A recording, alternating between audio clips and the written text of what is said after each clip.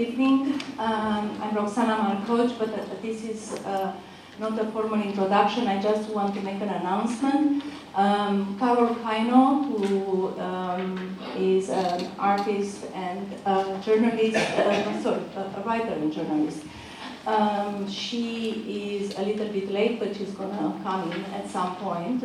She's a contributor to the New York Times and many other art journals, and I just wanted to let you know that until now we really didn't allow press here in this room. We wanted to keep it like the best secret in town, but now we allowed her to come. She's just here to observe the session. We don't know whether she is covering this or not, but I just wanted to give you the heads up. And this is a session that will be completely run and moderated by artists. So.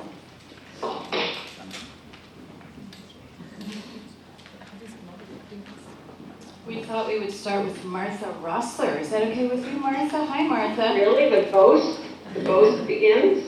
Is that all right?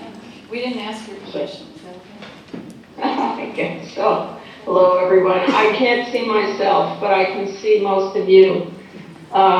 So what is your, what's the format? Okay, laugh. Would you like me to begin with a question or some other form of introduction? Yes, that would be terrific. Begin with a question and amplify it a little bit, if you would. Okay. Please bear in mind, everyone, that it's 6 a.m. and one of the reasons I became an artist was so I wouldn't have to get up early, so please forgive me. I'm assuming that you can see me, sort of? Yes. Okay. So, thinking about the broadest questions in photography, and as a result of my presence in the audience in the last three held by MoMA, the last three gatherings, I would like to begin by asking how we conceive of the relationship between photography and truth, because I felt that that was either the spect haunting the room, kind of like I am, or actively disclaimed. The closer that the participants got to the question of straight photography and its relationship to the actual physical world, the further away people wanted to get from any epistemological questions. So even without engaging in metaphysical speculation, can we speak of photography making any claim to truth today? And if not, can we say that that amounts to the truth of photography, that it cannot make any claims to truth, that it has no truth value? And is our skepticism of photographic truth a professional requirement, a showing of our humility in the face of the world, or is it a result of professional distance, that is, the need to interpose the mediation of professionalism between the world and the camera? Or is it just the inevitable result of our everyday experience, knowing how to create and manipulate images? Can you define your terms, Martha? When you talk about photography and truth, are you talking about the individual image or possibly a series of images?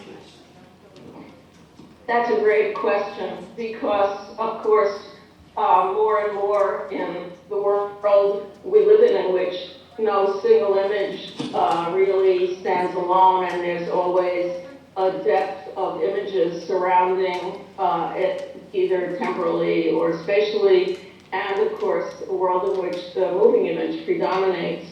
The question of what is the burden of a single image is really essential. So I'm not defining it. I think I would say, however you want to take the truth of photography as the issue at hand, is truth to be sought anywhere in the photographic image? Because we certainly know that in exigent circumstances, for example, in looking at images of disaster and war, such as we've been looking at in terms of the wars in the Maghreb, and of course the terrible natural disaster and man-made disaster in Japan, we do not inspect the images for lack of veracity. We rather take them as being adequate to tell us what we need to know. But when photographs and sequences of photographs are isolated and placed out of that stream of meaning, we have a different relationship. So I'm actually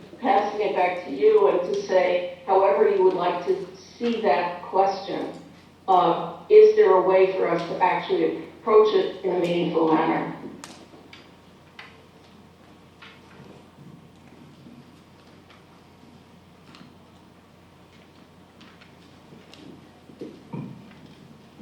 I'm the token straight photographer here, so I'm going to take a try. I was wondering about that. Yeah, although I don't consider myself that straight either.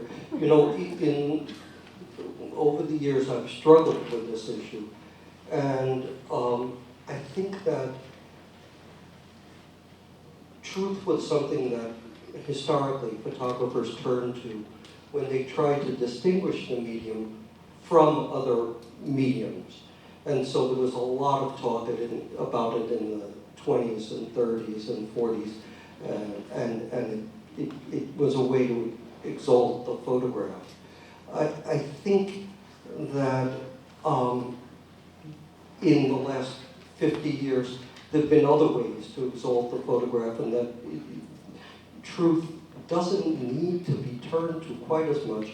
I think as part of a broad societal trend, I think that you have fiction that has long elements of truthiness to it, you know, what we call fictive. And I think, I'm not gonna get on a soapbox here, but I think photography could be thought of as factive. That is, that it has factual elements, it is truthy, it's not an absolute exalted truth as it was thought of in the 30s or 40s, but certainly when people come along and make 30 or 40 or 20,000 images of the same subject and perhaps write about it, I find myself tending to respond to it in a way that suspends my disbelief in it. I wonder if this is a different question for the artist, for the curator or presenter, and for the viewer. Where is the locus of the photographic experience? And I wonder if people here have different vantage points on that, which would mean that you might answer the question very differently.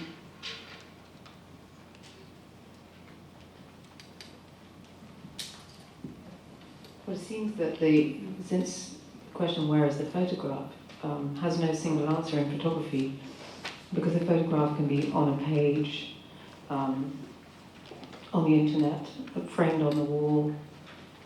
It has so many different, it could be qualified sometimes or understood only through some kind of accompanying text.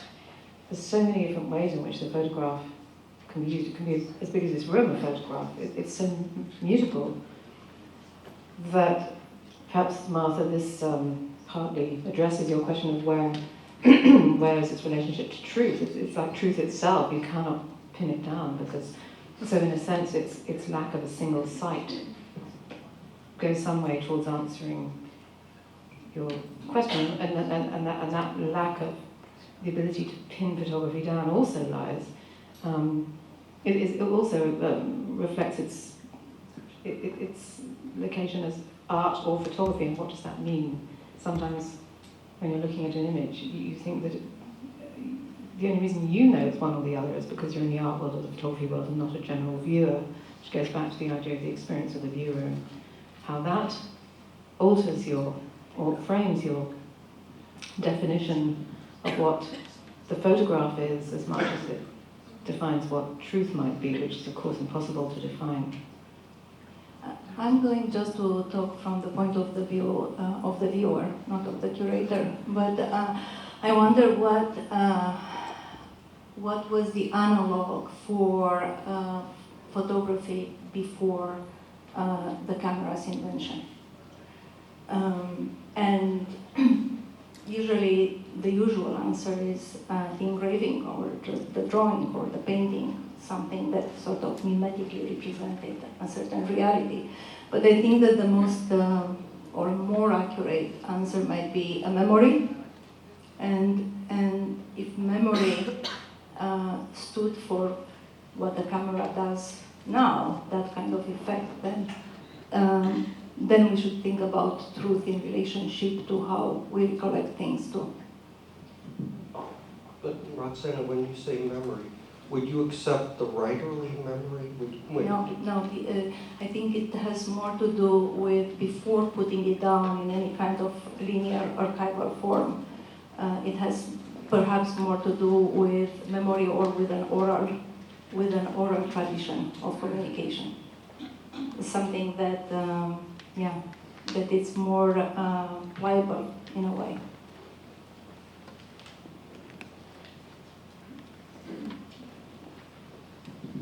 Or mutable, as Chrissy was saying, sort of.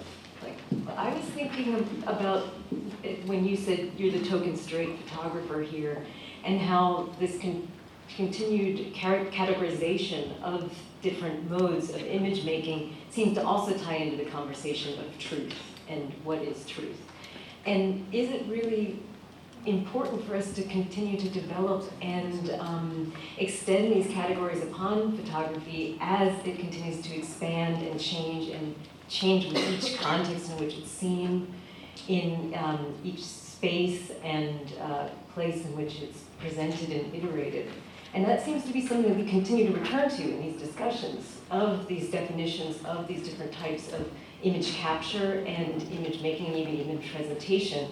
And I'm wondering if we sometimes need to really kind of return and kind of dwell on that for a moment to consider as a community, is that important, and why do we further it, or why do we consider perhaps not furthering that thinking?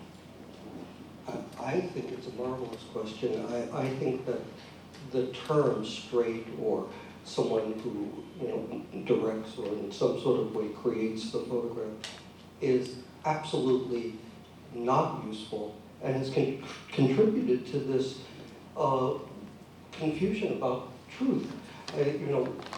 When Walker Evans spends 6 weeks driving around the rural South with James Agee until he comes upon Sprout, Alabama, and a family that fits his look that he wants for what becomes Let Us Now Praise Famous Men. Is that objective? Is that truth, or is that just good casting? And if it's good casting, what distinguishes it from the sort of casting that Jeff Wall does? If I'm the token straight photographer and I ask a fireman to hold still for a full second because I have an 8x10 camera that can't stop the action, how different exactly am I than someone like Jeff Wall or someone else who in some sort of way creates the photograph in another way? So I think these distinctions are really not helpful at all, and I think they're an anachronism to another time, and I think once we get past them, perhaps other things can follow. Yeah, I mean, that I would agree and wonder kind of as this conversation comes up, if it's almost like bringing up the silt to sort of process through and then let it fall to the past so that it can open up and expand the conversation beyond these somewhat antiquated divisions. There also seems to be a question too. I was reading this George's D.D. Huberman book recently, Image in Spite of All, and he's really talking about the overdetermination of the idea of truth within imagery. And so the book basically, it's Claude Lanzmann's attack of Huberman after Huberman mounted a show which consisted of 4 images of Auschwitz taken by the soldering commando and smuggled outward through the Polish resistance. And they're supposedly the only images actually depicting the Shoah. And it's Lanzmann's attack on D.D. Huberman had to do with the idea that there was a sort of, Lantzmann's idea that there should be a prohibition on imagery because of this issue around truth and a kind of impossibility to represent an entire whole truthfulness. And what Huberman's really arguing is that there's a kind of, you have to regard these images as kind of terror images or fragments which must be montaged back together, recompiled, and then you start through those images beginning to get at conversations around sort of actuality of what occurred and start to be able to trigger that again.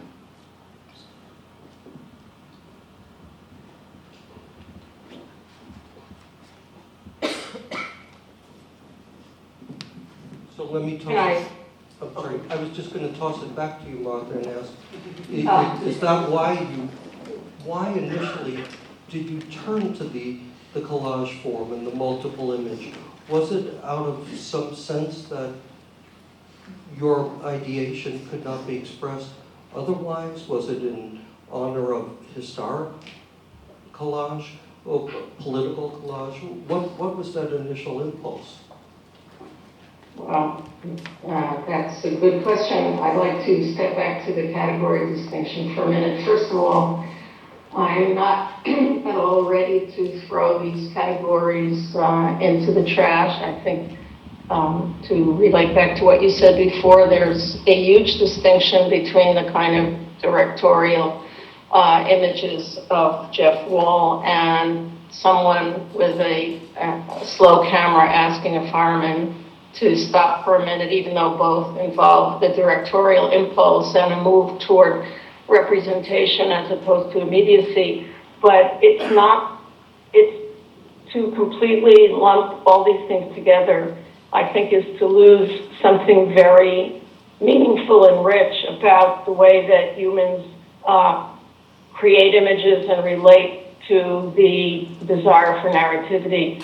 I think that if we just let it all slide, first of all, there won't be anything for scholars to do, but that's not my main interest. Rather, I think we would have difficulty extracting the entire relationship of the photographer to the image, to the viewer, to the participants, if we just say whatever, an image is an image, they're all fictive, some are truthy and some less so. That's a little bit of a response to that. And I would also like to claim myself as a straight photographer as much as a montage is. A lot of my work is about spaces of transit, airports and subways and streets, pardon me.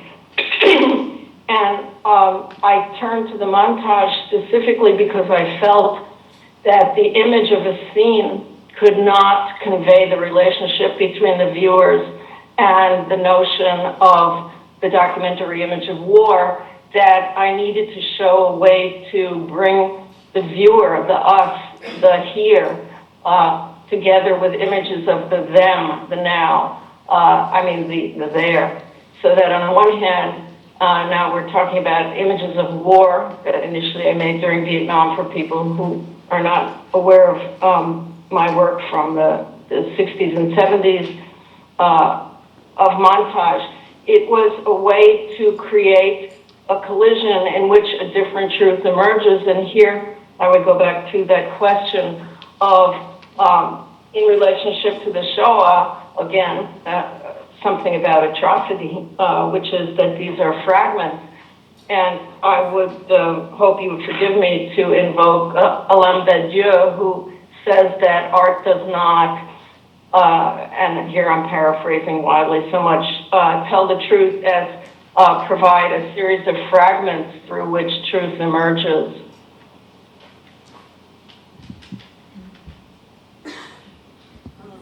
I'd like to maybe just follow up, Martha, on what you were saying in terms of thinking about your work from the late 60s and early 70s, in another category that we might think about in terms of artists that use existing images, not even making their own pictures, but using other pictures that exist in the world, whether it's appropriation or collage or contextualizing, for example, Sarah, how you use existing images in your work, and many other artists who are in the room right now doing similar or using similar kinds of strategies, how that might complicate the idea of veracity in photography even more. And I'd be curious to hear people respond to that. I like the idea or the term that you were using of casting, because I think that comes in very much when you're dealing with images that you're manipulating intentionally. And that would, I'm thinking back to the first time I picked up a camera and started using it was with, was documenting my own family. This is how Nick looked at 2, this is how Lynn looked at 3. And even then, I was trying to cast them in a more ideal sort of circumstance. It wasn't like I took pictures of them when they were crying or they were doing that. I was casting them in a role. But that continued on with the one piece that is that comes to mind that I would mention would be my Some Living American Women artist, Last Supper, and that is a series of collages in which I wanted to cast women in roles that they did not actually have. So I was taking what was not true and trying to visualize it and put it out to the audience as if it were in fact true, which made it funny. Well, I'll just respond briefly because I think we want to move on to another question or line of questioning.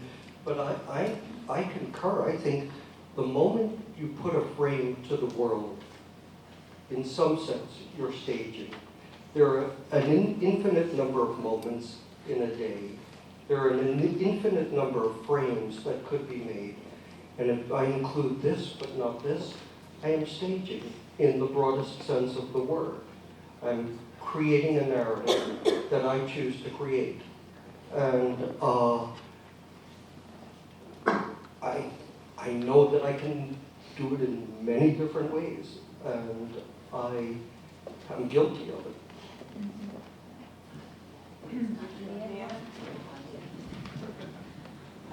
I think there's also mics around the room for those who want to pipe up. I'm just going to follow up on the line of thought that Ava and Martha were talking about. I think it's helpful to think about photography as a neutral medium, not as something that is inherently truthful because of what it is and the way that it makes images, and to look instead at the way that the rising and falling tides of credulity and skepticism have changed over the history of the medium. I do think that we're living in a very skeptical era, and I think that began in the 80s as the result of the postmodern artists who were using photography, appropriating images, calling attention to the lack of objectivity, in the photographic image. And the other thing that happened in the early 80s was the beginning of digital manipulation of photographs in magazines. Martha, you have this great essay that's been reproduced and revised a million times where you talk about the Cytex machine and how that really changed photography in magazines. The most famous example of that is National Geographic's cover where they moved two pyramids closer together.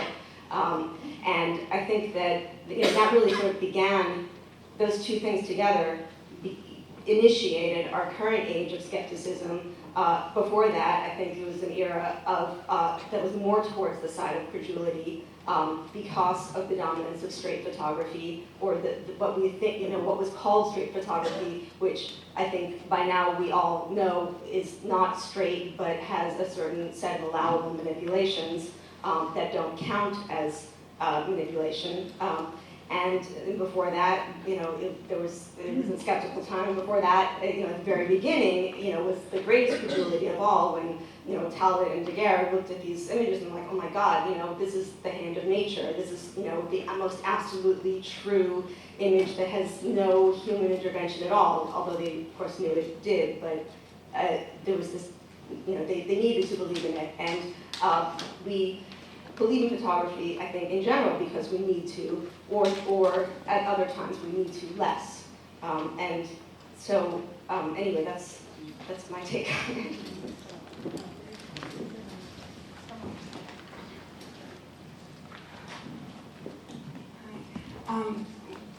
I think that also, like, just in terms of like the digital media, like I think that a lot of people today, can take images, and a lot of it, I don't think is like manipulated. I think like if you think about iPhone images or just things that you see on Facebook, I mean those look kind of real to me, and even like from talking about like war images and stuff. I mean, because a lot of media is censored in a lot of countries. I mean, I think more of like the raw images from just like digital gadgets. I mean, I think they have like some kind of like through value in that sense. That I mean, I think that the author is still like editing, frame or whatever. But in terms of like press or images that we see in the media, I mean, I believe. Something I see online from like an iPhone image more so than I believe in like New York Times or whatever. I think it's okay. I just wanted to add a third term to what Mia was saying in terms of what happened in the 80s to increase our incredulity, and that was the election of Ronald Reagan. There was a big political dimension, no joking, people, to what has happened to our notion of truth, whether we can, is it even possible to locate truth anywhere? Where do you locate truth exactly? When there is so much overt, purposeful misinformation and evil lies being constructed within the social and political sphere, especially in the Western world.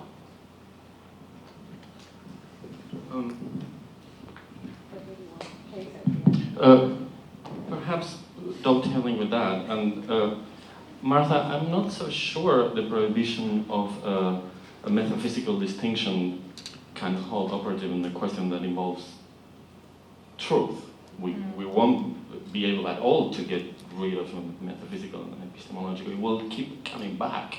But one of the things that perhaps inevitably keeps on tying like a ghost photography and truth is the question of the apparatus, and how photography is inherently scientific and as such signals the domination of the West over the entire planet. Photography as an image capture machine and as the first apparatus of a long series of apparatus, finalizing in Photoshop or whatever, inherently carries the truthful value of science in which the West is predicated. We attribute to science the value of the truth. Our belief has been replaced by science. The question is the friction of that with art. It positions art well, can we at all believe in the possible autonomy of art? I guess no. But the scientific domination of the apparatus, and it's a position that is somewhat between Flusser and Agamben. The apparatus is also an epistemic machine. These pictures mean something in relationship to captions. We would like to totally believe you and believe that there are inadequate systems of representation. But it so happens that they have become adequate system of representation insofar they dominate us. You get the joke, do you? It's exactly, the apparatus was exactly what I was planning to mention, especially in response to Mia, and sorry I don't know your name in the back about the sort of camera phones, but in fact at that prior to the moment that you identify in the 80s already, the proliferation of the handheld apparatus has something to do with the believability en masse. Once the camera is small enough and widely distributed among both professional practitioners and non-professional practitioners, that has a lot to do with the mass sort of believability in the photographic image, be it analog or digital or even but I think, imagine a time when all of a sudden there's a single flex small format camera widely circulated among people, and it's not Reagan era, we're talking Hitler era. At that moment, you and your cousin and your uncle start to have their first cameras, you look through it, you experience that moment of taking a picture and assume probably that every photographic image distributed en masse is also just like that one that you shot. So it's both haptic and really technologically bound to believability. I think the apparatus is very important and will come up again and again historically with examples that I think made quite interesting.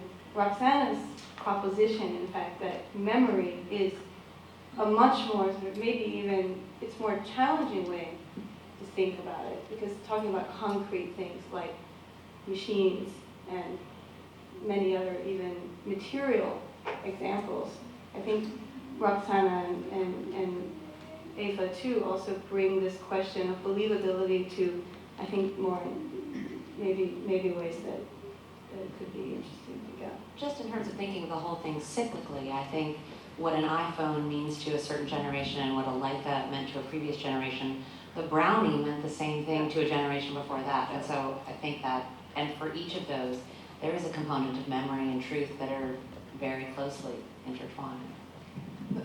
Just related to the apparatus now, you know, in the 20s, Bertolt Brecht talked about radio, and you know, he was talking about what is modern radio. Basically, it's the things that we don't know how to use. And in a certain way, you know, radio invented us as listeners before we could understand or know how really to work the apparatus. And I think photography does that. Does too, you know, and in terms of us as perceiving the world. And perhaps we as, all right, curators and viewers may completely need to find a new methodology of really looking. You know, this whole the link with this epistemological, you know, context of photography and its relationship to truth, which comes like in no other medium really, may require a new set of ways of talking and thinking about it. I was also thinking about the way in which at the end of the 19th century, beginning of the 20th century, when people first got hold of cameras and started using them in the street and in public places, one of the things that men loved to do was they loved to surreptitiously photograph women, including on the beach, and the women got very annoyed, and the women would protest, and then there would be, I mean, it was a big thing, it was a big part of that moment in photography when photography became more democratic. And but it seems that with the internet now, exactly what you were saying about what everyone's saying about the apparatus becomes even more extreme, because anybody can upload a photograph on the internet, and anybody can sort of develop a photograph now, print a photograph, and that means that the instant distribution of the photographic image is now so extreme, so instant, and has become such an important part of global news, whether it be Japan or protests in the Middle East and revolutions that have occurred, and all of that. The moving image and the still image seem to have come closer and closer together through the internet, and at the same time, that increasing democracy by which you can just send images to each other means that, in a sense, I wonder whether, I haven't thought this through at all, but I wonder whether the idea of, or what the idea of truth means in relation to how a photograph exists in a physical, what the physical reality of the photograph ends up being, which is very different from, say, the Mona Lisa versus 500 images of the Mona Lisa on Google. It's different, and what is that difference? You know, now it's almost becoming impossible to print a photograph in the old-fashioned way, and what does that mean? Where does the idea of the vintage print go? All those material questions which relate to the apparatus, but since the apparatus is becoming so immaterial, and the whole generation is growing up not knowing what a shutter is, except as some sort of nostalgic sound on a digital camera, which is sort of makes me shudder. But I'd like to jump in. I'd like to jump in because this relates to, thank you very much. I was wondering if we would ever connect, if this was just going to be a giant leap across a big chasm. Martha, thank you, and please jump in, speaking of jumping in. But I'm interested in what you're saying about, to me, I'm going to use the word forms, and what that means for all of us, the critics, the writers, the photographers. How can we mutually support each other moving into this new future? And the digital realities are not exactly the elephant in the room because we're talking about it. But in terms of this conversation about truth and some of the other things that we want to talk about, there are all these people walking around right outside this building who all have cell phones with cameras in their pockets. I couldn't help but think about that as I was walking over to the museum an hour ago. And they all have a relationship with media, with photography, and that could potentially be our audience or our group of artists or our, whatever, the curators that are going to, my next door neighbor talks about doing little Flickr things that, he's interested in that have to do with curating other people's images on the internet. But I'm going to read my sort of rethought version of the questions that you have, everybody has the questions that we did in advance, right, I think. And just say that the question that I want to focus on or just bring up in this group is about forms, about figuring out new forms for what I think of as the piazza or the commons. What is our, we're all in some way, I'm assuming that's why, I don't know very many people here, but I'm assuming you're all very dedicated in some way or other to photography, or very involved in it, engaged in it, in the practice, or using photographs in some way. What is the commons? What is the piazza in this day, today, right now, with the internet hovering around? Where is the place? I don't necessarily mean a physical location. In fact, I don't. Where anyone and everyone can come together. It has to do with putting person A together with person B, the piazza, or creating a situation where that can happen by accident, which is my personal love,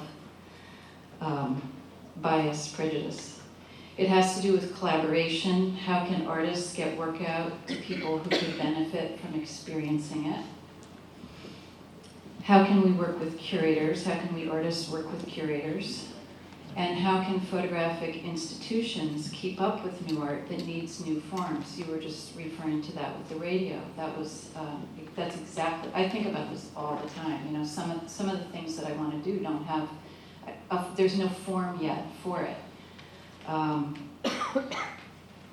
And we're all in it together. So how do we collaborate? How do places like MoMA or other art centers or galleries continue to play a significant role as midwife between artists and the many diverse human beings who share our planet, but not necessarily our class or our continent?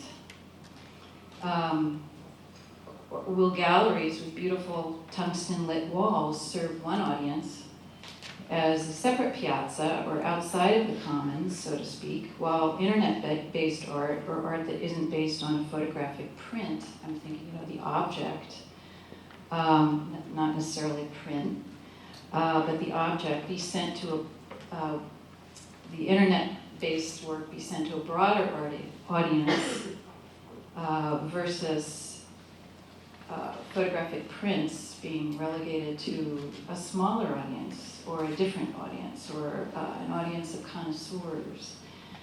And I'm wondering what luck you all have had. And as I said, I don't know who you are, so I don't know what you're doing out there. But moving in these new versions of our world with different limitations and different possibilities. Are you creating new forms for these new times? Do your ideas require walls? Are photographic prints part of these new worlds.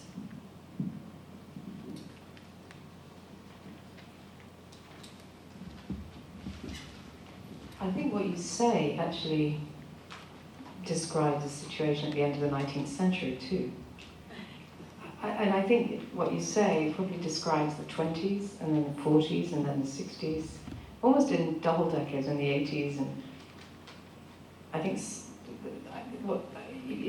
and where something resides, we're back to the role that different spaces or play at different times. For example, the photographs that Marco Anelli took of the Marina Abramovich people who sat with her during the performance were uploaded on the internet every night or every couple of days. At the end of each day, he would take them home and then upload them pretty quickly. So they quickly developed an audience for those photographs on the internet that people followed almost daily and would comment on. And that was different from the video of people sitting, which you could also see online as it was happening. So there was a sort of online video observation that we could make of whoever was sitting there every day. Then there were the photographs, which are kind of photographs by an independent photographer working with the artist, available on the internet that everyone saw. And it had a life and a community of its own, and viewership that was completely separate from the museum. It became like a virtual living museum that changed daily. And now those photographs are now showing in galleries, and then they'll be in a book. And so, again, but that internet moment that coincided with the time of the performance, I think was very interesting, because although those photographs are still there now, and they had a different function when the performance was actually on. So that sense of documentation and real time is interesting too. Perhaps to fine-tune that question, I'd like to ask a question to the question. It has to do with quantity. There's 4 images of the Shoah, maybe 40 images of the atrocities of the Khmer Rouge were taken at gunpoint, which MoMA owns, and thousands of photographies of the Abu Ghraib abuses, maybe a couple of thousands of pictures of naked women on the beach in the early 19th century, in the early 20th century, or not naked, in Victorian swimsuits, and 2/3 of the internet devoted to porn, and 99% of it featuring naked women. This also fits back to the question of the individual image and the series, and also even to the Americans, to Robert Frank, the Americans. So the question for me is not exactly what the forms of distribution, the forms of production, distribution, and consumption have been so democratized that the main effect is quantity. What has quantity do in relationship to the image? The universal access is fact. The forms will evolve faster than we can think of them. The forms of access are evolving faster than we can think of.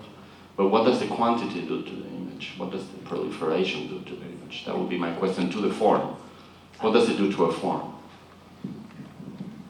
But is the quantity and also the repetition of same images? Well, the apparatus only produces images of itself. It's only one image. Truthful. Well, truthful, but we are not talking about truth here now. So basically, in fact, by taking that truthful one image of the apparatus itself over and over and over and over again, right? It completely changes with each take your certain understanding of the image, not of the apparatus as much. Yes. Yes. That's a better rephrasing of what I'm trying to say.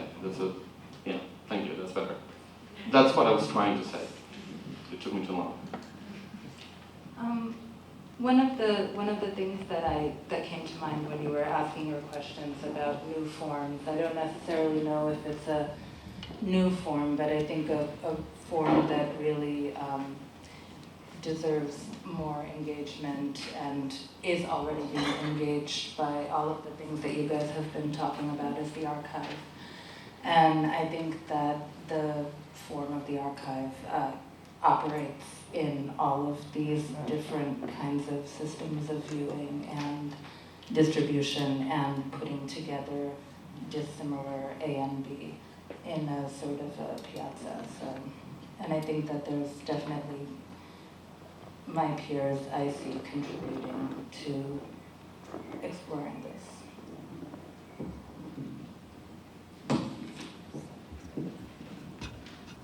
I like the way that opens up time, so that we're having conversations not just in the piazza where we're all simultaneously in time, happening to be alive together in the same place together, but the idea that this conversation is going back and forth across eras, and of course there's whatever people of the future participate, however they participate is part of it too. And very much connected to the impulses of the late 19th and early 20th century to think about time and the relationship between cinema, photography, the archive, and time, which I think are now still being thought about and engaged in regards to the internet.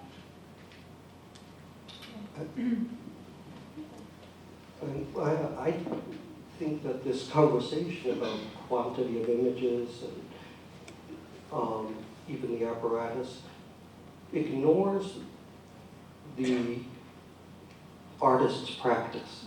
For example, sitting right behind me is Susie Mycelis, who does a 300-page book, you can press butterflies with it, about Kurdistan, and has maybe 4 of her own images in it.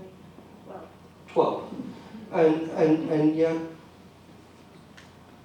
to me, it's one of the most important journalistic works of the last 30, 40, 50 years. And she's used her agency to give voice to the Kurds. There's her friend and mine, Alfredo Jar, who puts in a gallery a series of portfolios, and on the top of the portfolio he puts an index card that says, inside is a picture of a man. He's standing in front of a country church in Rwanda. The sky is blue, the clouds are white. Behind him are the parts of 300 bodies. The sun is shining, but he doesn't even show you the picture. So this entire conversation about truth, this entire conversation about quantity, and the entire conversation about the apparatus ignores the artist's practice. And I think as time goes on, we will look at the artist's practice as we look at authorship. I don't look at Faulkner in one novel in isolation. I look at the entire oeuvre of, I can't pronounce the county in Mississippi. I don't, yeah, thank you, especially at 7 a.m. But and on. I think, we know what Baudelaire represents. We know what Whitman represents. We know what, there's Robert Adams with, these tiny little anachronistic black and white prints, but I've never seen one that hasn't stirred me deeply. And it's because I know how he's conducted his life. I know what he's written. I know what he has tried to represent. And I think that all of these arguments about the single image, the truth of the single image, I mean, we slip back and forth in these conversations between the single image, the high modernist ideal, and ignore that practice has moved way past that.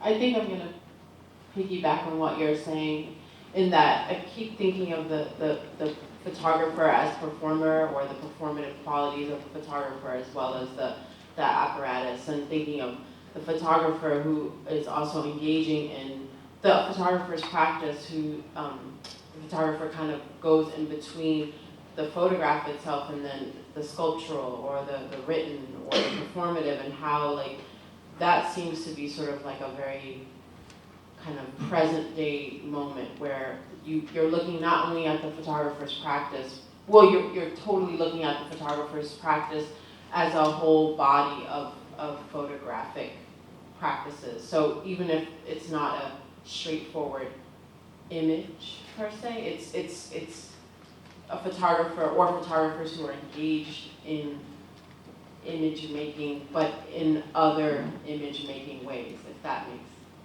that's clear, if that makes sense. And their images don't have to be all that terrific. Yeah. I have such enormous respect for Alan Sekula. Yeah. Less through his images than his writings. And in fact, I think his images aren't bad enough. You know, you ought to make them worse, and I would believe him more. But I understand when I come to something by Alan Sekula, where to place it, because of his entire life practice, his words as well as his images. And I think that nowhere is it written that photographers need to be mute. The photograph was wonderfully mute at a certain point in time, but not now. And to also piggyback what you're saying, that even, I know I'm a mixed media artist and I was trained as a photographer, but I make, I'll make other works but it's always with the photographer's eye, and I don't know what that is. Like, I can't describe it fully, but it's always, even if I'm making a sculptural piece, it's always with the photographer's eye, and there's no way around that, because I've been so entrenched in the history of photography and the language of it. So there's no leaving it. I don't usually talk, so this is new for me. Something about video and memory and how much video we could store on a chip the size of my fingernail. And when everybody in this world is at least familiar with the rudimentaries of their own representation, and they're able to record themselves all the time, it might be our role as artists to just try to get ourselves into elite distribution systems like we've been doing for hundreds of years, and to rely on institutions and tastemakers to make those distinctions for us, and that might sort of, in a roundabout way, put some more words on the table for everybody, because video hasn't come into this room yet, and I think it's important. And it also touches on a bit about the technological bit and the apparatus. Maybe Jill, you could take it. You don't see the possibility of a squib book going viral? A what? Squib. I don't know what a squib. Go up, blurb. A self-published book. Oh yeah. Because I think that will happen. If someone comes along with something that's resonant enough, I think the day will come when a book will become a success without the elite institutions. And I think that we've already seen, everybody alludes to the iPhone and citizen journalism. And I think that's gone from something new to something expected. When 50,000 people instantly send us pictures of a tsunami, we know there's been a tsunami. But I think that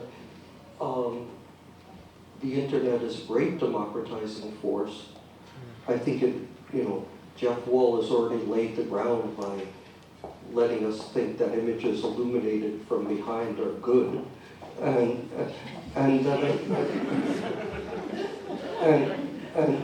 I think that the time will come when perhaps, without the imprimatur of the institution, something will become important.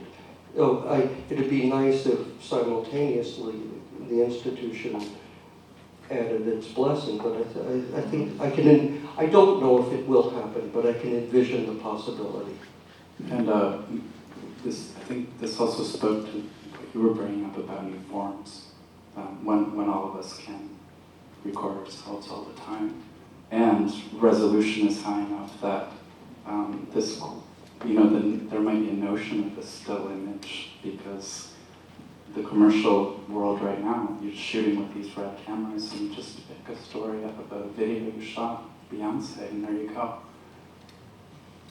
But I'm just putting it out there. Actually, can I throw a few things in here that we haven't? To you, Martha. These are questions that are bouncing around between questions, matters of production, distribution, flow, volume, and the institution and democracy. I would like to first of all say that I think that Ref's main point about the radio was that it was a two-way medium, but it wasn't being used as such, which we certainly can't say now that people can talk back to the media. In fact, talking back to the media occupies a lot of people's attention at the same time that, as we know, the populations are being divided into those who believe every single thing that one form of authoritarian messaging, as in the entire Murdoch empire, put forward, and those who feel that the only serious images are those that circulate through more democratic or less constricted means. But I'd like to open up the question of the elite institution, which is perhaps going to make me sound conservative, which I think is ironic, because what we're seeing among the right-wing populist onslaught all over the world is an attack on art and professional artists and the support of professional institutions as fundamentally opposed to the interests and will of the people, and as simply an elite and expensive, meaningless set of discourses. I think that when we talk about the commons, the whole concept of the commons is actually disappearing. So there may be personal and meaningful flows of images that pass on the internet or uploaded to YouTube that get you possibly thrown out of UCLA, that that create great storms of meaning. But the question of the selection and the, shall I say, promotion of the notion of images and representation as opening the door to other forms of meaning, truth that's not immediately apparent, and here's, the question of the archive, and the necessity of seeing this as belonging to a potential commons is something that we can hardly take on. The question of MoMA looking out, perhaps slightly paranoidly, if you will, to the people outside with cell phones, and the meaningfulness of the derivative images derivative from a performance, actually is something that shows that the entire concept of the institutions of art and of professional address are under some kind of major existential crisis right now, and we hardly know how to talk about it, or else I'm just being very stupid.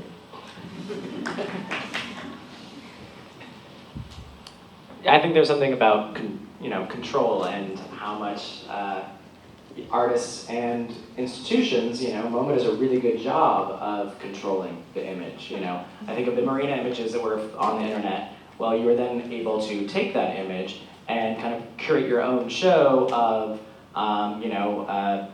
the people you thought were hottest that were sitting with Marina, or the weirdest people that were sitting with Marina.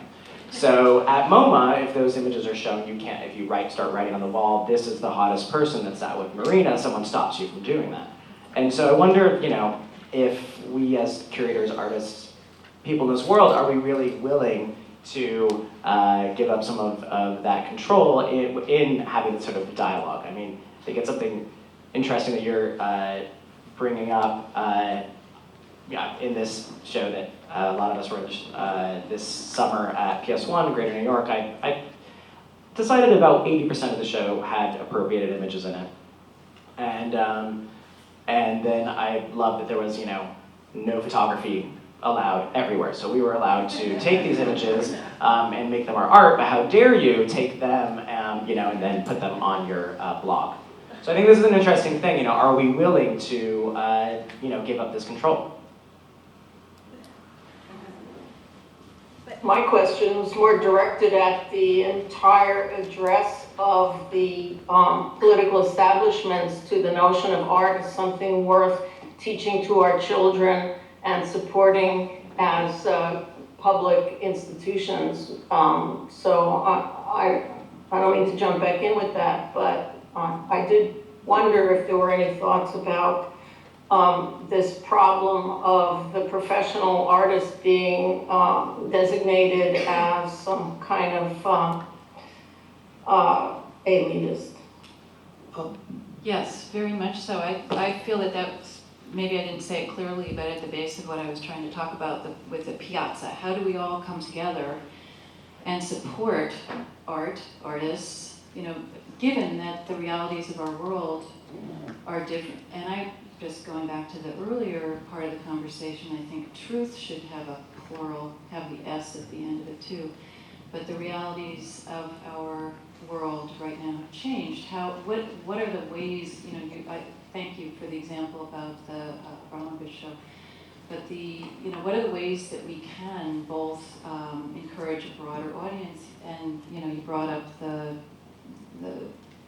quantity as an issue there. Well, I think what maybe should be also put in the picture, there are historical precedents. There was photography, suddenly there was vintage photography, there was video distributed at unlimited editions or non-edition.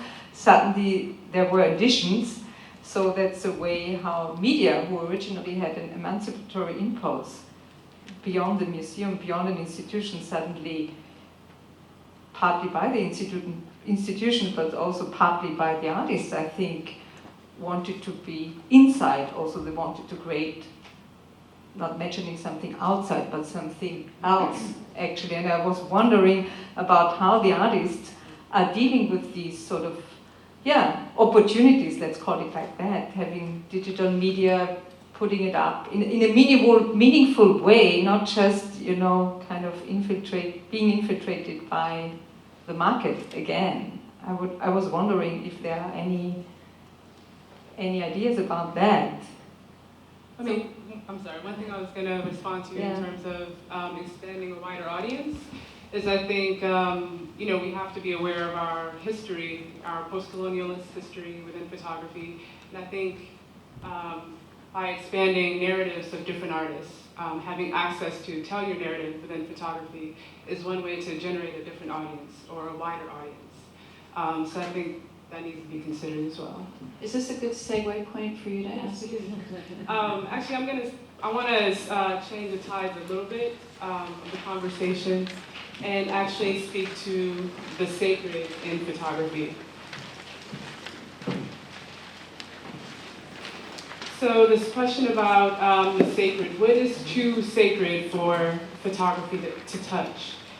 And when I thought of this question about the sacred in photography, it immediately made me think of a clip from Werner Herzog's film White Diamond, in which takes place in the Amazon in Guyana. And within this forest, near an epic waterfall, is located a giant cave where these swift birds roost. And the cave is inaccessible, and has previously resisted all attempts by explorers. But within Herzog's film, an expert mountain climber succeeds in accessing the cave. And while the climber is dangling on a rope, Herzog lowers a camera down to him, hoping to gaze into the unknown. So the footage of the cave is captured. But shortly after the climber's experience, Herzog interviews an Amerindian former tribal leader about the views of his cave. And this is what the tribal leader says. He says, "If I had wings, one of the first things I would like to know is what is behind this cave, because there's a home where they roost, where the swifts roost.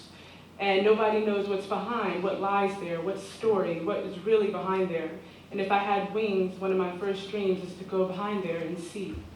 We have stories. The legend goes that behind there, we have huge, big snakes that live and protect certain treasures like gold and diamonds. And then Herzog responds, now one of our climbers went down on a rope and looked into it with a camera. He saw what's in there. And then immediately the Amerindian responded, I don't think they should ever publish it. I mean, what you see is yours. I mean, you keep it to yourself, but I don't think it should be published as a whole to say, this is behind there. The whole essence about our culture will die away. We'll lose it. So then, in fact, Herzog decides not to show this footage, which I thought was amazing. And I'm always fascinated by Herzog's decision and his respect and honor for the Amerindians' requests. And to go back to this question about what is too sacred for photography to touch, and thinking about this exchange between Herzog and the tribal leader, I also want to give a little bit of context for what is sacred. Sacred being a place that is regarded with reverence, or a place that is protected against violation or interference. So, this question, what is too sacred?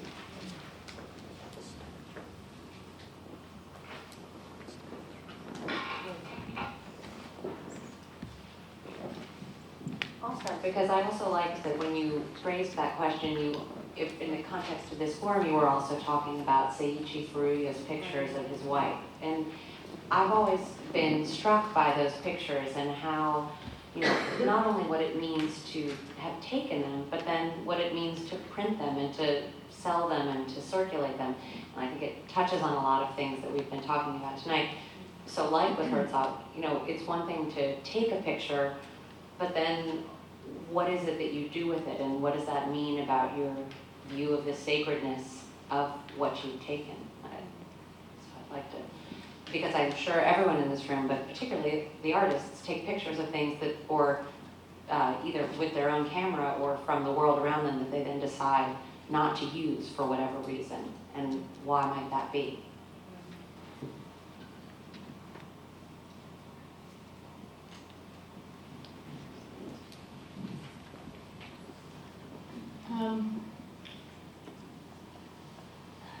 How do I enter all this?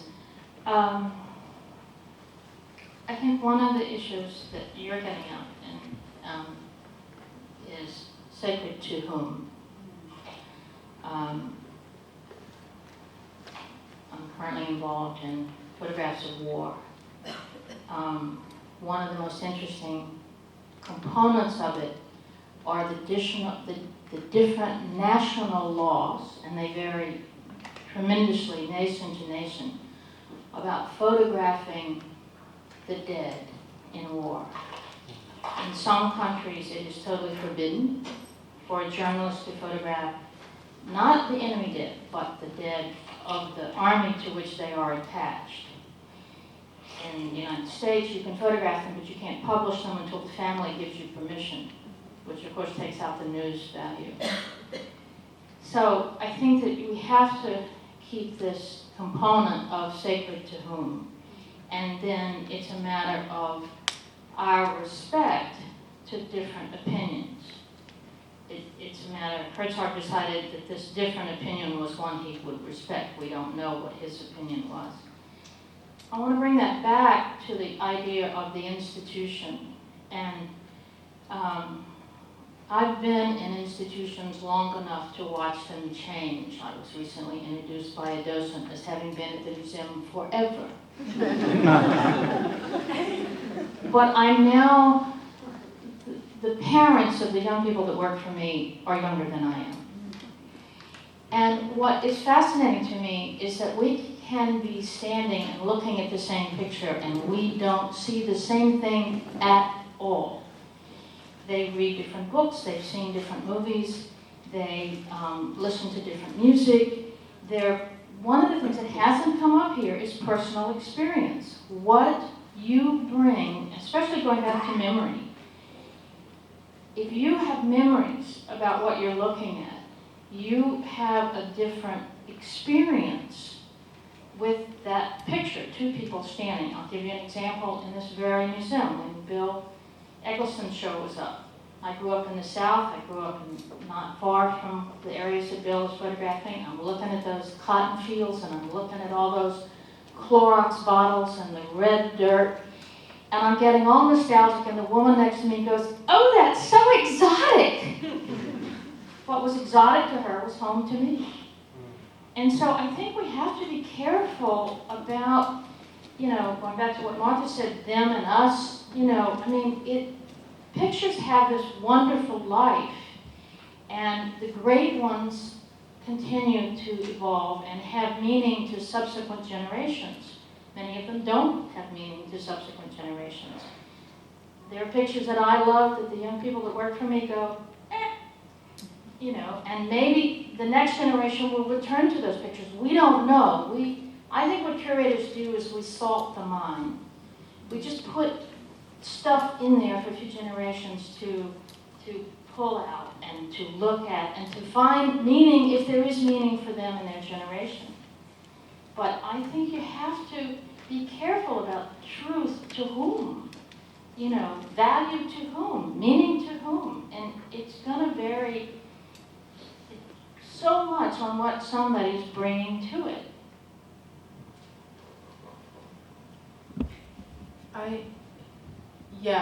I just had a question for you, Dina, about this idea of the sacred, just because I guess asking that question for me, I remember reading it and I felt like I was pulled back into another era where it was almost like I was being asked to put blinders on what has, that question has sort of already been kind of moved really far forward with the proliferation of digital cameras, with obviously 9/11 and with what's happening right now in Cairo, in Japan, and etc. So for me, I had a really hard time with this idea of the sacred as something that I'm supposed to sort of still consider a fragile element. I guess I'm of a notion that we're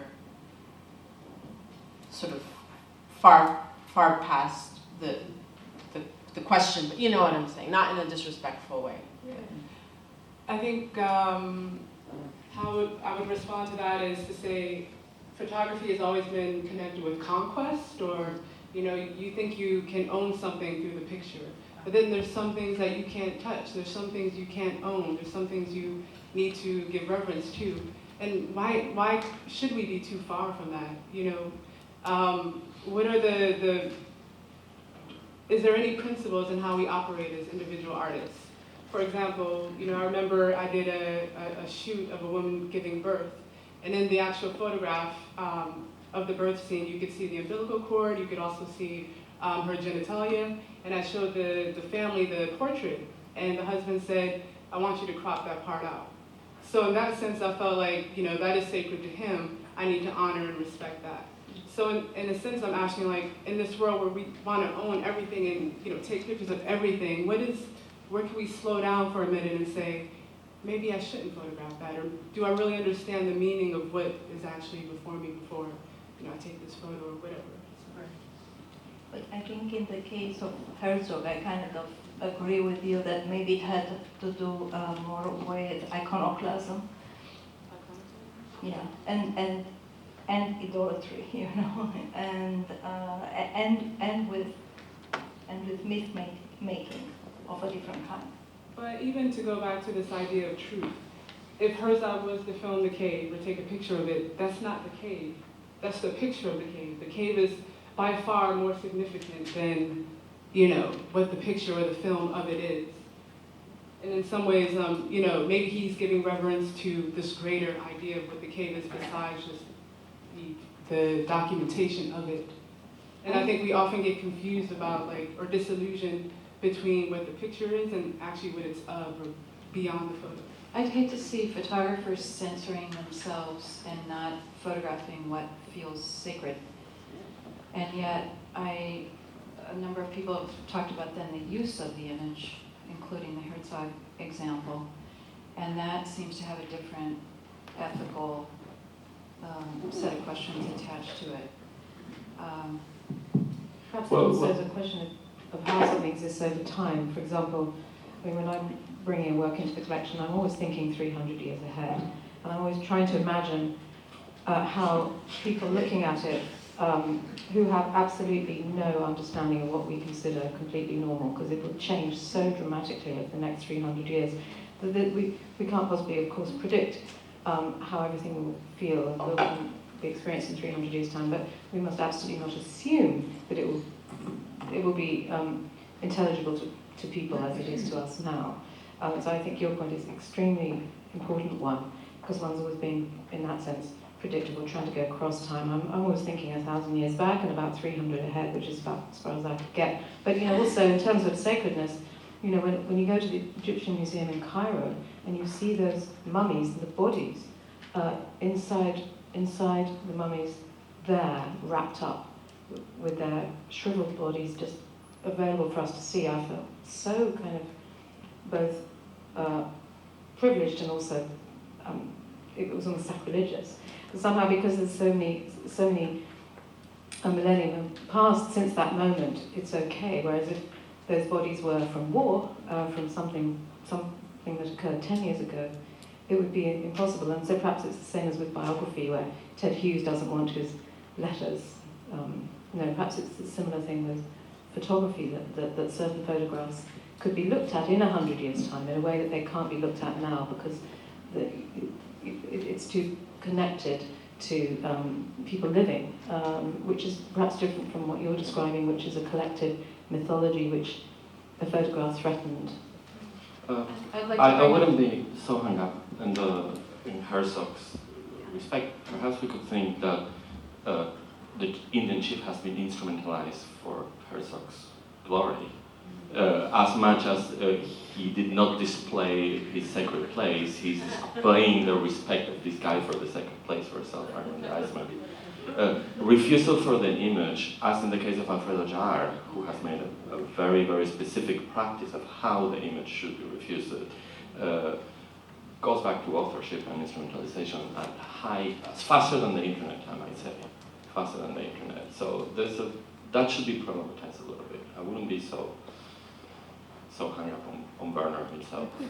I'd like to bring the word entertainment into the conversation, that when photographs of what someone considers sacred end up in the context within which they're displayed or shared or whatever, and they turn into entertainment, there's a lot of that in our culture, where artworks are being used to entertain people who are cruising into galleries, museums, various spaces.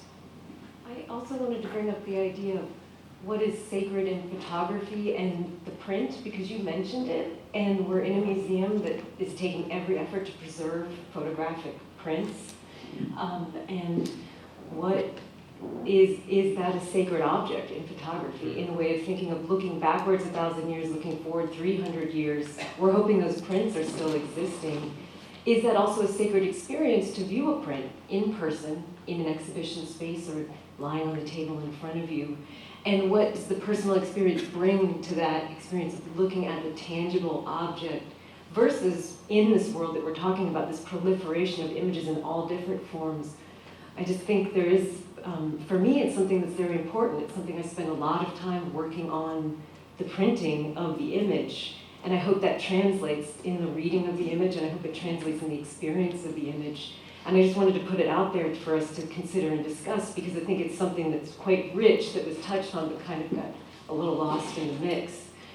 And with that, just as an aside, in even thinking how the relationship, and this is a little bit more of like a technical kind of photo nerdy thing, but how the relationship of the artist or photographer, if you want to create distinctions in that way, with the printer, if they're not even printing that image, and how that affects and changes the image, and how as these groups and labs and spaces get smaller and smaller, how they have larger impacts on the way that these images are being made, because there's fewer and fewer people producing these images. And like I go to a lab in which I can say there are several individuals in this room that also print at that lab. And just thinking about the specificities of the object as well. And kind of, maybe this isn't the forum to do it in, but it's just something I want to bring up for us to think about and maybe discuss now or in the future, of really the power and the sacredness of the photographic print too. Can I also just say that the question initially started as an anthropological, sociological one, in which the sacred of people who have less power over the production and distribution of images is at issue, and what would be considered, I thought immediately of the question of images of birth, that when I was young, I thought it was a violation of what I considered to be a sacred experience of transition, and I realized that I was confusing for my own society, my own culture, privacy and sacredness. We have actually lost any idea of privacy in our culture. We are not supposed to hang on to the notion of the private because we'll be taking pratfalls too often. But so sociologically, the question of the sacred is subtracted from the professional managerial society that dominates our elites, and that we can clearly see, however, that in people who live in a life world that is not dominated by questions of the demystified rational, that what is considered intergroup personal or individual personal has a form of the sacred, because society is transmitted more by these rituals that everyone acknowledges and that are the knowledge that forms group cohesion. And of course, I have to say, I think it's a very, very different question from the question we're pleased to call our relationship to our craft as a fetishistic relation. And of course, using the term fetish harkens us back to that language of the mystificatory and other forms of valuing. I'm not making a thesis here. I'm just saying that there's a difference between talking about our relationship to the product of our artisanal labor and what happens when that's transmitted to other printers, or when that becomes a fetish object, either personally or in the institution, because it has commodity value and historical value. That's very different from the question of reaching across class and culture over power differentials, which I saw as the thrust of the original question. I think that, the question, I think the question you raise is a very provocative question, and I think it does have to do with power differentials and with the position of the artist in relation to what or whom they're photographing or making an image of. I mean, when you bring up the example of Herzog in the jungle, with Indians, well, yeah, it seems like, it's okay that he should respect their sacred space. But then when you're talking about like Vonorovich and a video of Jesus or Andres Serrano or elephant turds on the Virgin Mary, then it just seems to open up the question of self-censorship, and all of those images are violating the sacred for a lot of people, and that's been one of the biggest controversies in terms of art and power in our time. So that's why I think it's a provocative question, because when you turn it around, what are you saying about what artists are supposed to do in the face of other people's beliefs of what's sacred? Shouldn't you be asking what is the stake the artist has in intervening in the notion of the sacred within one's own society and culture, which then is read by people as an us and them situation, as opposed to Herzog positioning himself completely outside his own culture and then making decisions about what is meaningful and important to other people. In other words, Herzog doesn't have a stake in the sacred in that other culture particularly, except in terms of representations. But clearly when Andres Serrano or David Vonorovich are making images relating to the religion that they were brought up in is a very different question here. I just want to say, you know, we started off talking about the truth, and we're now talking about the sacred. And I was thinking that the truth is becoming ever more sacred. And in the world we're living in today, where everything is obfuscated and we don't know what's constructed and what's not, it seems to me that it's important for the artist to gravitate to the truth, whatever that is, however you define it, in terms of its truthinesses and all of that. But I was just thinking about that notion of the sacred and how just that. I mean, to think about Seichi Furuya's photographs, I guess I'll bring his photographs up because I want to talk about this idea of censorship.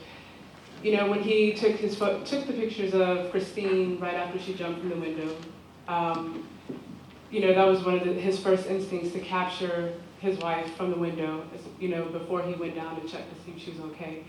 But I trust that in a sense. I'm not saying he shouldn't have done that, but he photographed at a moment where other photographers might have put the camera down to go check first. You know, so I'm just saying, like, there's two different ways, you know, in the case with Herzog, you know, many photographers or filmmakers might have went ahead and just showed it without regard to the tribal leader. And then in the case of Seichi Furuya, he photographed in a moment where a lot of us would have paused for a moment. So in actuality, I guess I'm thinking more about that pause and not necessarily, you shouldn't photograph this, you shouldn't photograph that, you know? I'm just not interested in that type of conversation. I think also this issue around the sacred and privacy and intimacy and all of this touches very much on how we use the intimate and divulge the intimate and how it's managed through discretion to identify, disidentify, and even misidentify with different community and social settings. And also how, in a larger sense, we're mediated by our fantasy that contains all of these different gender dynamics and class dynamics, all of these different things, and how both as photographic subjects and as photographers, we're dealing with projecting ourselves forward into the world, mediating that, controlling it, managing our identities in certain capacities. And, you know, it's really kind of a question that deals also with interrelational subjectivity and how we're formed as subjects, how we grant permission to other people to be a subject in a certain sense, or how we deny that. What someone might be getting out of a situation, even when someone comes to a certain body of work, for instance, and reads it through their own subjective orientation and may misconstrue potentially the nuances and the qualities of what was happening within that specific relationship. Photography, in a sense, is a photograph is kind of vestige of something that took place in which you don't have full foresight into seeing all of the different sort of relationships around. So I think, I don't know, I'll leave it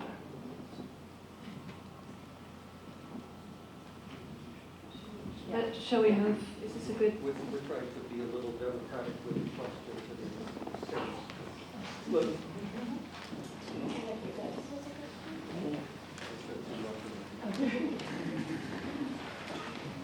Well, I wanted to focus on the third question, and really what that I wrote, and really see it as a way of perhaps encouraging a brainstorming, and even talking a little bit about, you know, I brought up like the print in the past, just like recently, and then talking again about sort of means of connection and distribution of images, and just the fact that we're all here sitting in this room.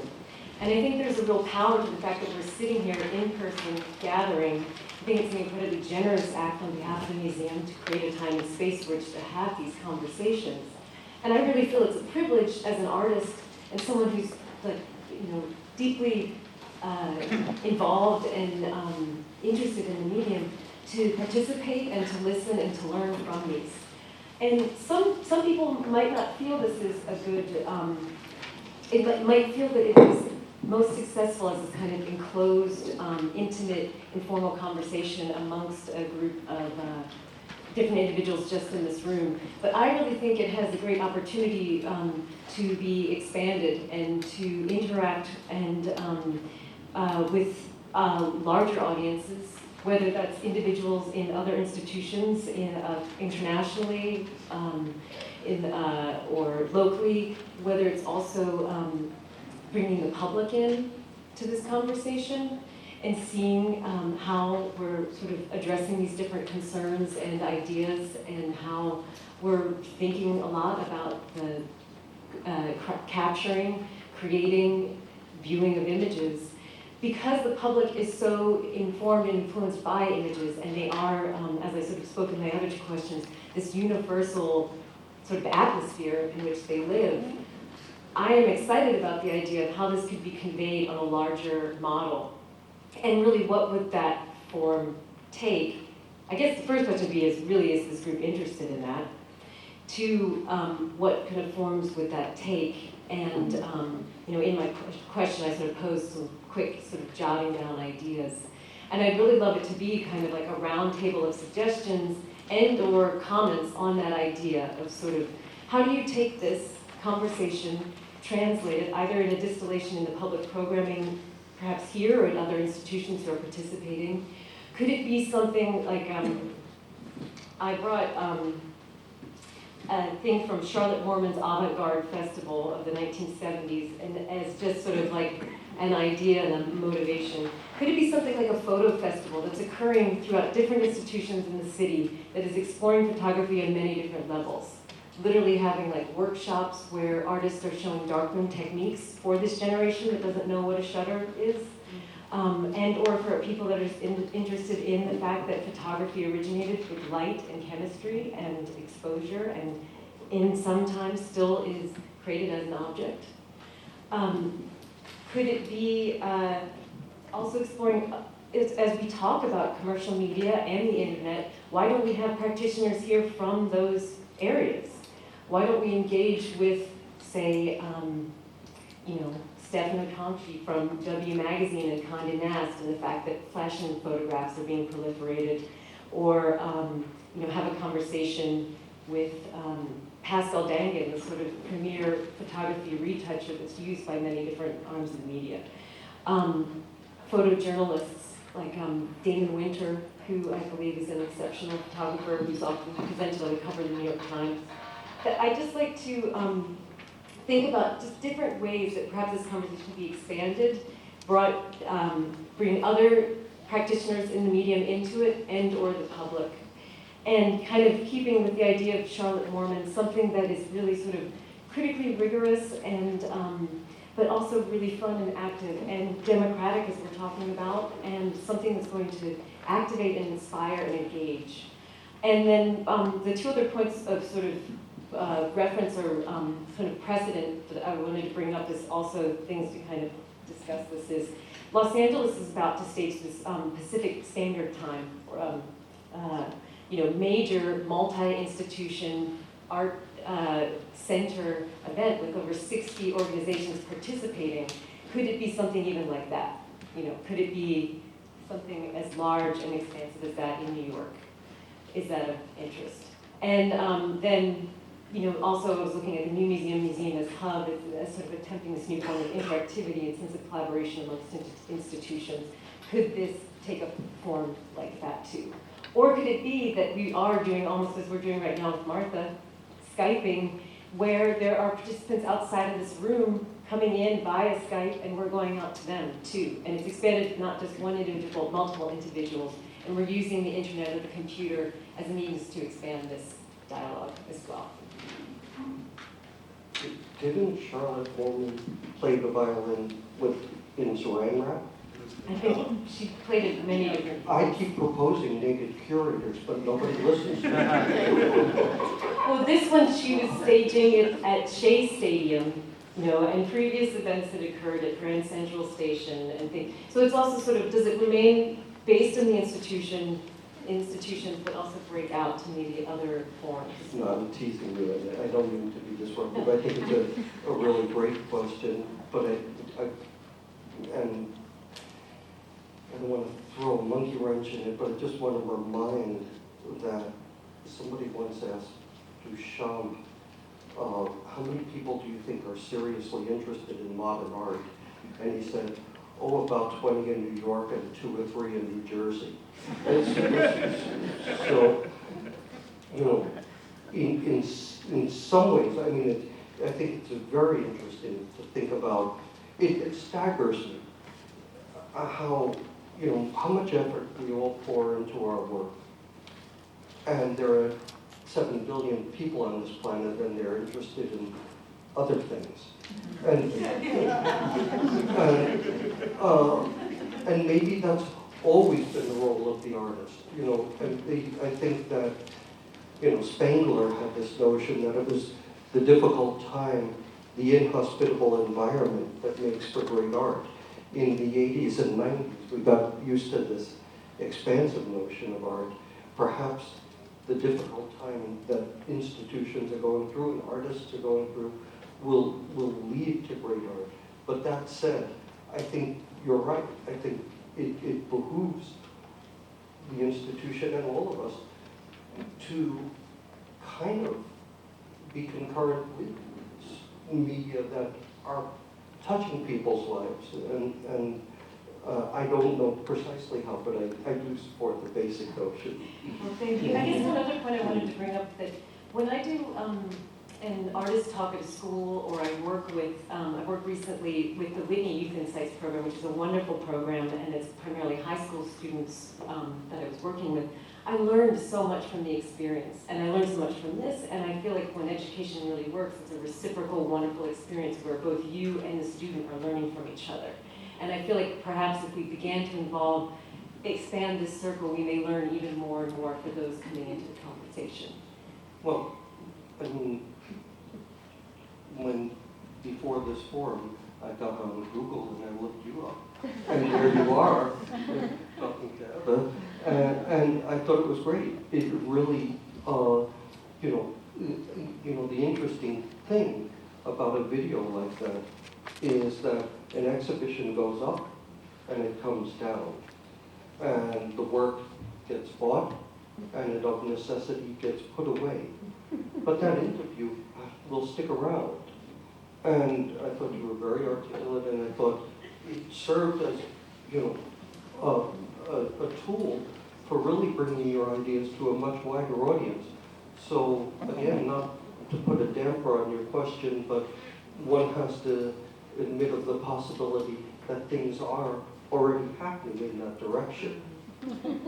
Yeah, I think so, which is great.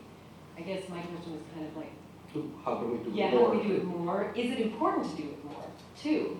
I mean, my thought is it is, and I love, because this is this great gathering of all of these different perspectives and thoughts, and they, you know, I always go home kind of like whirling with ideas. Would that be a nice experience to someone else? And does it have to be just perhaps something like a documentation that someone is just viewing and watching? Can it be like this, where it really is more participatory?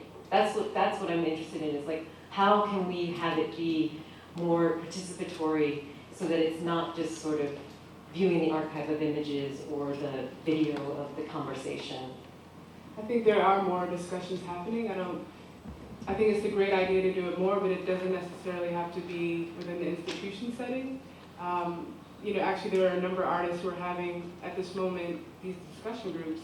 And maybe it's a tide in the air or a pulse that's going on right now, but I really feel that people want in-person engagement. Like, we don't just want to read about an artist online, or we don't just want to have a discussion online or on the internet. We actually want to be in the presence of each other, you know, sharing experiences and challenging each other. So I think we can do it more, but I think it's up to artists too, to get people together, and whether it's, you know, people are coming over to your apartment to have discussions, or my husband and I have actually been organizing discussion groups, you know, outside of an institution for like 6 months, and the amount of intimacy, but also the idea that people don't feel that they have to say things that are politically correct and actually challenge each other to kind of, you know, have an honest dialogue, I think is important. So And at the risk of sounding hopelessly old-fashioned, you know, I think that's also what we hope museums do, is to put works of art on the wall so that people can have an interaction with them. And it's a very personal one. And for all the beauty and wonder of sharing images everywhere and having videos available, I do believe in the sacredness of the experience of standing before whatever it is that someone has bothered to create that seems of value, and that it's standing in front of it or in it or being surrounded by it that makes a difference. So maybe Martha, you and I can champion museums. Well, actually, if I may, as usual. Or not. No, I agree with you. My interventions are more along the lines of trying to tease out some terminological frameworks in which to put one idea against another. I think some of the things that were coming to mind were just brought up by the speaker just before you, basically that Charlotte Moorman is not an institution, and that it really means something when the initiatives also come from outside institutions and are artist to artist or are organized by artists. I think that has a really different resonance, which doesn't relieve the institutions like MoMA of the responsibility to create discourses that resonate beyond their walls. And I think these forums in performance and photography have been really, really important, not only for the public and, if I may, the community of producers, but also for the institution itself to figure out how to make a transition from the modern to the contemporary, or the post-modern and post-contemporary. But I'm a little bit worried about a couple of things. One is the slippage between the meaningfulness of art as utterances within the commons versus the idea of individual experience, looking at something on the wall. That's very early 20th century idea, or even 19th century idea of cultivation of the self. And I think it's vitally important in an era in which the self is supposed to have no depth, but at the same time, we have to recognize that there are other resonances of work within communities of meaning. But my last little question is, I'm hearing the museum defined as a service institution and as an educational institution, and that indeed is the mission that is being applied to all museums. It runs completely counter to the idea of the museum as a space for contemplation, and I'm not sure that people outside the museological studies actually think enough about if, to me, the extremely important role of art as a space of resistance. If we're always serving a public, can we not serve it also by various acts of refusal, by which I don't mean a lack of generosity, but refusal to simply go along with the established institutional frameworks of power, transmission, and meaning?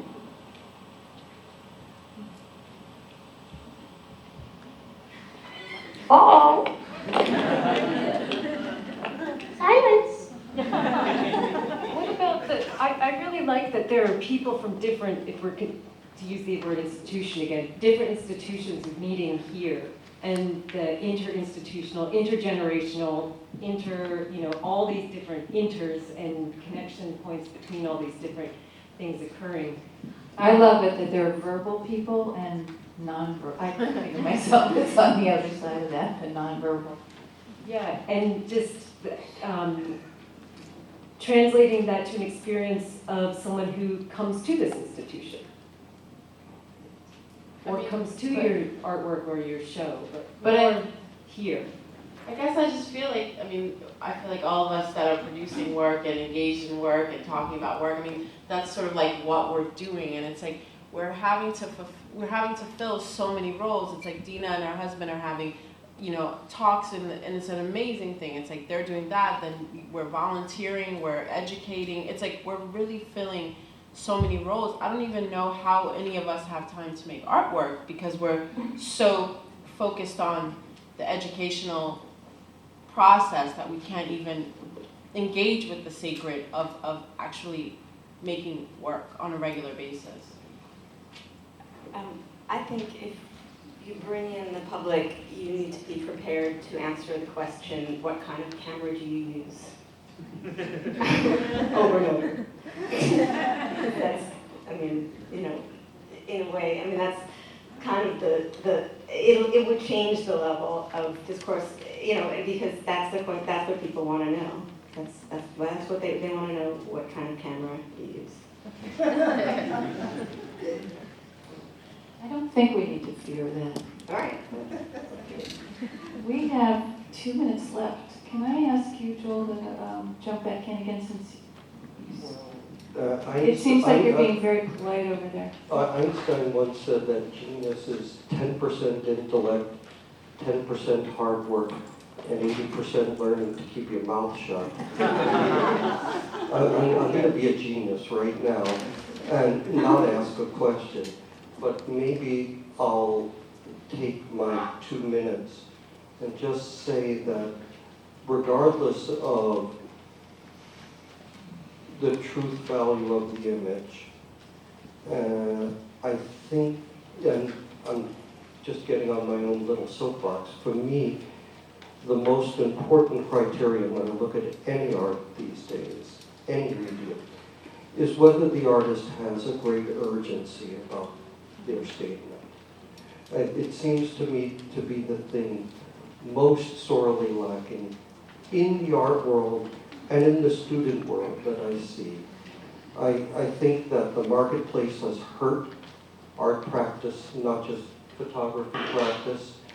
I think that a kind of glib dissemination of images has produced a generation that makes, and I'll need to define this term, art marks. It is a term that art teachers, and I guess there's one somewhere who knows that expression.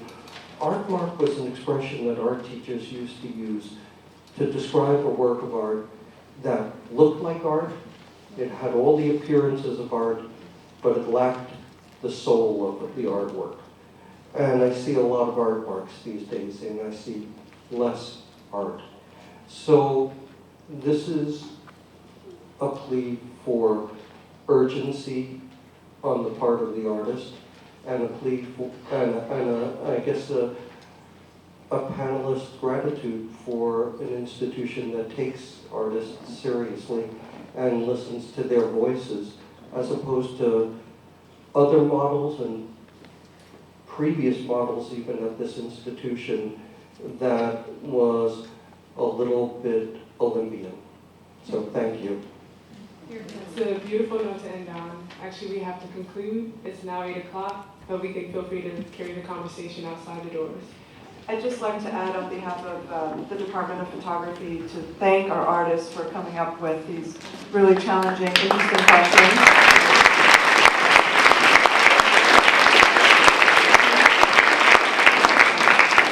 And we will continue the conversation at our next forum with another group of artists who hopefully will challenge us just as much as you did. Thank you so much for your generosity and your time. Thank you, Martha.